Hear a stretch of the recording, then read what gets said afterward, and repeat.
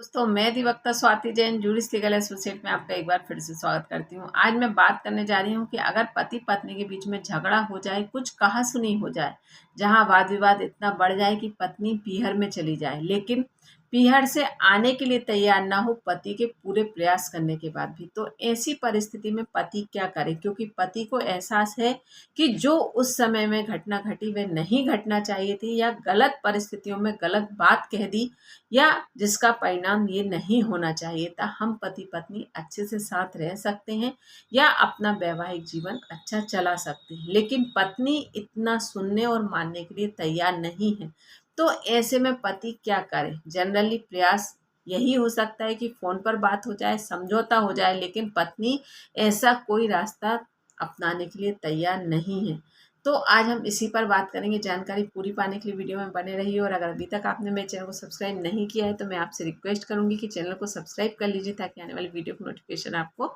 मिल सके। और अगर किसी को लगे आप कोई नीडफुल और आप ये वीडियो शेयर कर कर उसकी हेल्प कर सकते हैं तो ज़रूर कीजिएगा। चलिए मैं बात करती हूँ कि अगर ऐसी परिस्थितियाँ हो जाएं जहाँ पत्नी आने के लिए तैयार ना हो, तो ऐसे में पति क्या करे? जनरली आप किसी से भी बात करेंगे, कोई भी एडवोकेट का सहारा लेंगे, तो उसका कहना यही होगा कि आप आरसीआर फाइल कर दीजिए या धारा 9 की अपील लगा दीजिए।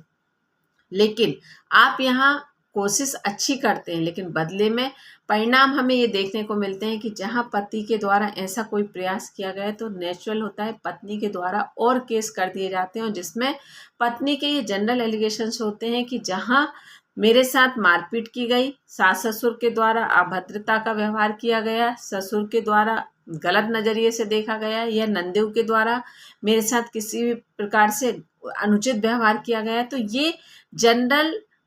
बातें होती हैं जो पत्नी के द्वारा आरोप में लगा दी जाती हैं। लेकिन अब पति यहाँ चाहता है कि मैं अपना वैवाहिक जीवन बचाऊं, तो यहाँ पर धारा 9 या आरसीआर का सहारा लेना उचित नहीं होगा। यहाँ पर पति को सिर्फ और सिर्फ एक रास्ता अपनाना चाहिए, जिसमें एक लीगल नोटिस किसी एडवोकेट का सहारा लेकर अपनी पत्नी तक भेजना चाहिए। लीगल नोटिस में आपको डिटेल में ये सारी बात लिख देना चाहिए, और ये एक्सेप्ट भी कर लेना चाहिए कि हाँ, कुछ गलत हुआ उस दिन, लेकिन अब आगे से ऐसा नहीं होगा।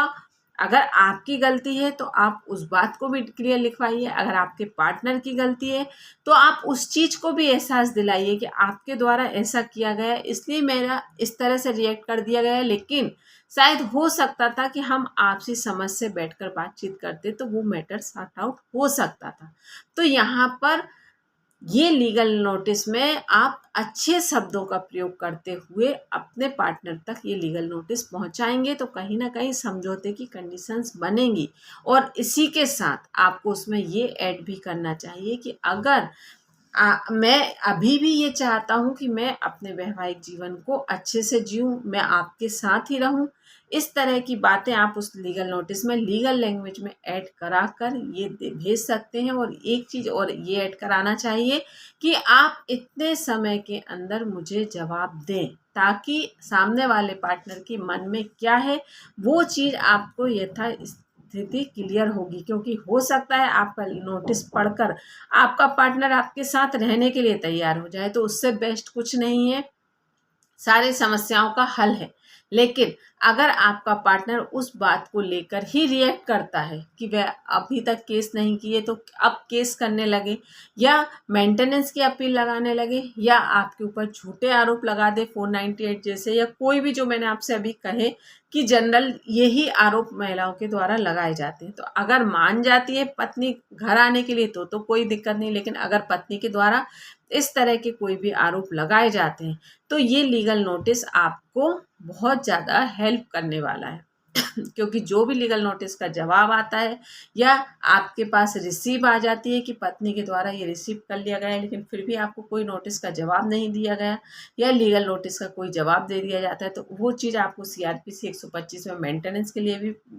हेल्पफुल रहेगी। पत्नी के द्वारा 498 का केस किया जाता है, जैसे कि मारपीट की गई, दहेज की मांग की गई, इस तरह की बातें पत्नी के द्वारा लिखाई जाएंगी, तो उसमें भी ये लीगल नोटिस का जवाब आपके काम में आएगा कि आप तो अभी भी आपने इस तरह से नोटिस भेजा था और आप अभी भी चाहते हैं कि आपकी पत्नी आपके साथ रहे, तो मारपीट का सवाल ही नहीं उठता, या घर से बाहर निकालने का सवाल नहीं उठता। और यहाँ पर मेंटेनेंस की बात करें तो भी आपको फेवर में है कि अगर मैं अपनी पत्नी को अपने साथ रखना चाहता हूँ तो मेंटेनेंस की कोई बात ही नहीं है। तो यहाँ पर अगर आप लीगल नोटिस भेजते हैं तो उसके सारे केस कमज़ोर होंगे और आपके केस स्ट्रांग बनेंगे। तो यहाँ पर अगर आप लीगल नोटिस भेजेंगे तो आप बहुत सारी समस्याओं का हल पा सकते हैं। तो आप ये बात बहुत अच्छे से समझ लीजिए कि आप धारा 9 और आरसीआर के पहले